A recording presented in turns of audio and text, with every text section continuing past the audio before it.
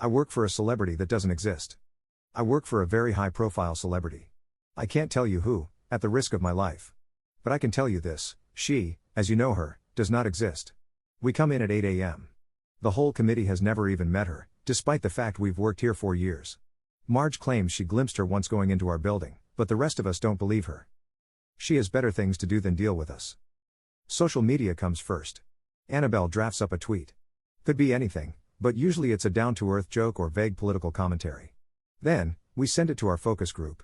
50 girls, 15 to 35 in age. That's my job as resident number cruncher. I analyze the results and decide if it's worthy of posting. If it isn't, we start over. If we need it to be personal, we take a photo of Rebecca from behind. She's the only blonde in the group, and is a good stand-in for the real thing. If they want a cute pet photo, we take a photo of Ben's dogs. The fans have never noticed. In fact, every detail of her life that makes it to the public, relationships, feuds, even scandals that are leaked, are all carefully manufactured and curated. I don't think she's even met up with her serious boyfriend of 3 years, other than to get purposefully caught by the paparazzi. It all went to shit when Marge decided she wanted to meet her. I'm going to do it, she told us, grinning ear to ear. I'm going to meet her. How? Ben asked. Why? I asked. Because. I have a theory. She pulled out her phone, tapped a few times. Look at this photo. From her concert in September. Look at her ears. Okay, I said. What about them? She's got huge earlobes, right? But in this photo, she yanked her phone back and swiped a few times. She's got cute, little, connected earlobes. All of us stared at her. It's not the same person. What? Rebecca asked. It's different people. If you take a closer look, the noses are different, too. Just slightly. And think about it, it would be easy to turn any skinny, blonde girl into her. What we think of as her face is really just 90% makeup. The dark lipstick, the false eyelashes, all the contouring. As she spoke, Marge's voice became more manic, more frenzied. What next, Marge? A tinfoil hat? Ben asked, arms crossed against his chest. A few murmured in agreement. She ignored them, and continued, emphatically, I think it's not just her perception, her persona, that's fake. I think, redacted, doesn't exist. Then who sings her songs? Annabelle asked, through smacks of chewing gum. Some nameless, faceless employee paid $20 an hour. Yeah, but she's met fans, Ben said. One of her doppelgangers has met fans, Marge corrected. But. Look. I'm going to try and meet her, okay? I'm not here so you can talk me out of it.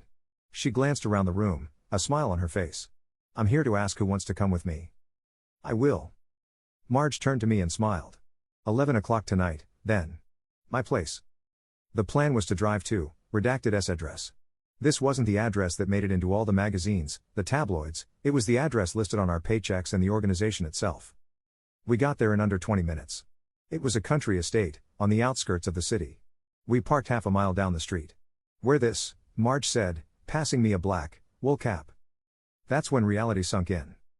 We could be arrested for this, couldn't we? Not really. We're not breaking in. We're just taking a look. My heart pounded as I pulled the hat over my hair.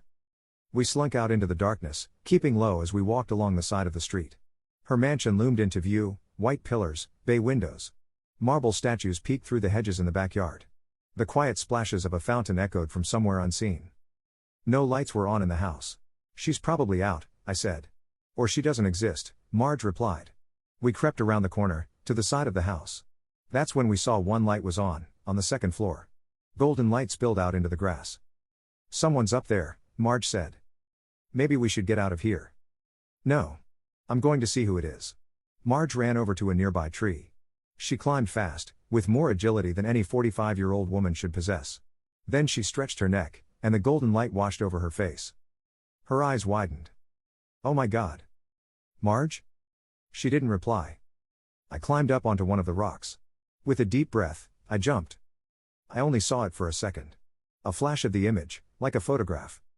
A still, lifeless body lay across a bed. She looked just like, redacted. A man bent over her, holding a knife. The whole scene lit in the soft, golden glow of the lamps. My heart thundered in my chest.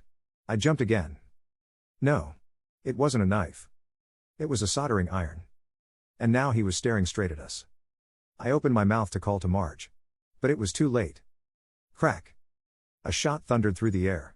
From the forest. Marge dropped out of the tree. Her body hit the ground with a sickening thump. Shot right in the forehead. I ran. I ran as fast as I could, away from the house, down the street. I didn't stop until I got to the car, panting like mad. I called 911. Even though I knew Marge was beyond saving. What is your emergency? My friend was just shot. Please, send someone out here. Where are you now? Redacted, Willow Street. Silence from the other line. Then her voice cut through the speaker, curt and crisp. I'm sorry, we can't find that address. Click. I stared in disbelief at my phone. The next morning, the news said that Marge had committed suicide. Alone in her apartment. But I know the truth.